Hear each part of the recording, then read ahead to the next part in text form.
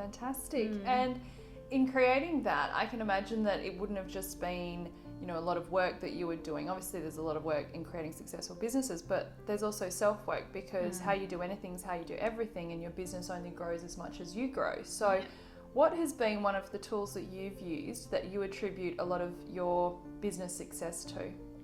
I would say it is definitely a self-awareness tool. So, but the thing is that I got into the phase of really understanding what success meant to me was when which is quite ironic, or a paradox, that when my business reached its peak and it all came crumbling down, that was where I actually got to the point where I was like, oh my gosh, it's not what I thought it was. Yeah. And I delved deeper into meditation and mindfulness and understanding self, and really getting to the crux of what my why was. Like, why am I, and our why evolves. We have multiple purposes in our life. We don't have one purpose. And Pablo Picasso says it beautifully: the purpose of life is to find your gift, or the meaning of life is to find your gift, and the purpose of life is to give that away. However, our gift evolves as we evolve. And once we tune into that, I think the biggest tool that has helped me is being the observer of self. I always watched myself as a third person going in and out of meetings. How did I interact with people? Did I like the way I showed up? Who was I when nobody was looking? When there was no one around? What kind of person was I like? You know, how would I interact with self? What kind of self-talk did I have? But especially, you know, the slowing down aspect, because I got to this point where I was achieving, and it all looked really good, and it was just like, you know, for me, it didn't fulfill me. And you see this as a classic case of people who are successful and loaded but miserable on the inside. And the reason is because they're not living a fulfilled life. They're not filling themselves up with what's true for them. They're filling themselves up with what they think is true for society, and what will give them the green tick of saying, yep, okay, you're accepted, you're successful. But I got to the point where I realized that success wasn't the multi-million-dollar business. It wasn't, for me, it wasn't, you know, having these accolades and having all this. It helped, but it didn't fill me up. And it was like, well, okay, how do I get back in touch with that, of what fills me up? And when you realize that it's got nothing to do with material value, it's got nothing to do with the externalities and looking outward for validation, that we start to look inward and we go, oh, okay, well, hang on. Having these experiences in my life should not affect the outcome of who I choose to be in that moment. And when we can find that balance, and doing that through meditation was a daily practice I did, I was able to not be wavered. And one of my last business ventures, which was overseas in the US, they said, you know, you're such a calm leader, like nothing really phases you. And it's kind of like, well, because I've learnt the art, and the Buddhist teachings have it where you have this sort of, you know, you have the peak of happiness and the peak of sadness. And what they teach is to find that place, that plateau in the middle, no matter what the experience is that you're having. So if you can find, and I've practiced this on a daily basis, how can I practice the art of, and it's not about not letting yourself be happy and joyful, but it's not letting yourself go so intensely to the extreme, because you're going to crash. You crash the other way. So it's finding that balance between the two. And so I was finding that within, to be able to be a calmer, more balanced, more, you know, decision focused. I could make really clear decisions based on, you know, where I was at and what my what business I was running at that time. So that has been the ultimate for me in formulating what success meant to me, and how I was able to then drive that into my business, because your business has nothing to do with your success. We think it does.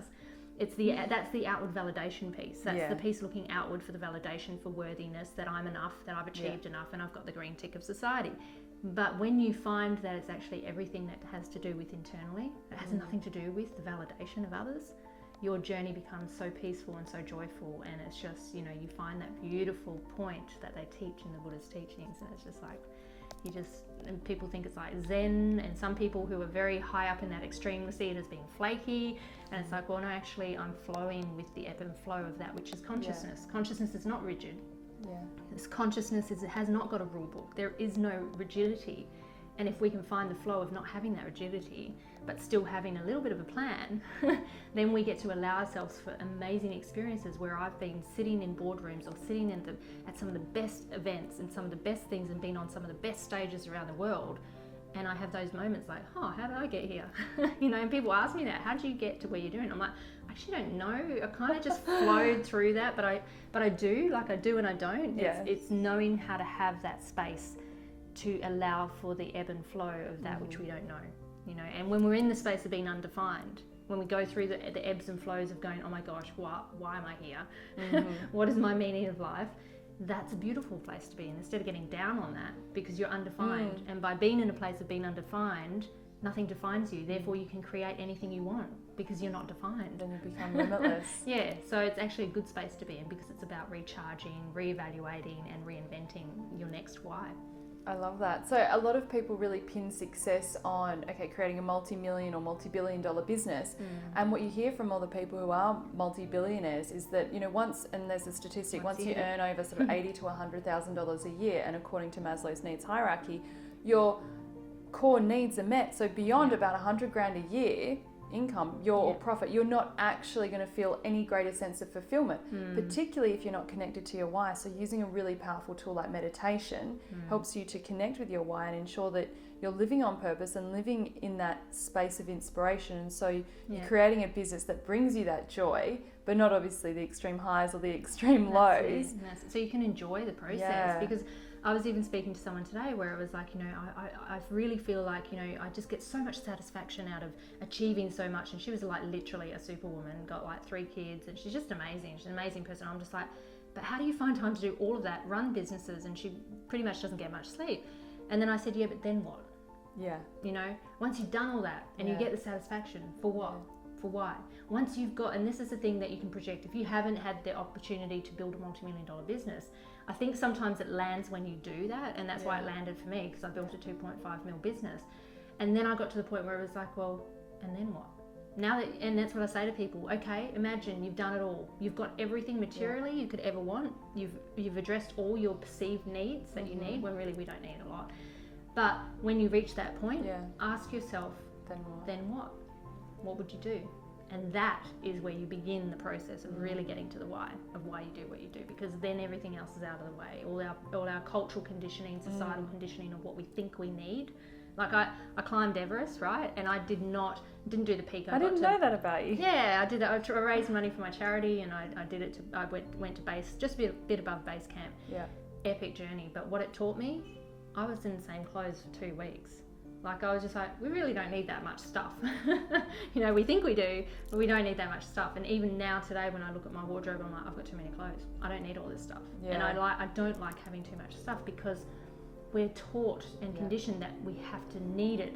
And even when we say we're going to go down to the shop to get milk, I need milk. Don't drink milk, by the way. I need almond milk. Almond milk. Almond milk or coconut milk. But you don't need it, right? Yeah. So it starts there. It starts reprogramming the languaging that we have on a subconscious basis that we've been taught through societal conditioning, is the needing.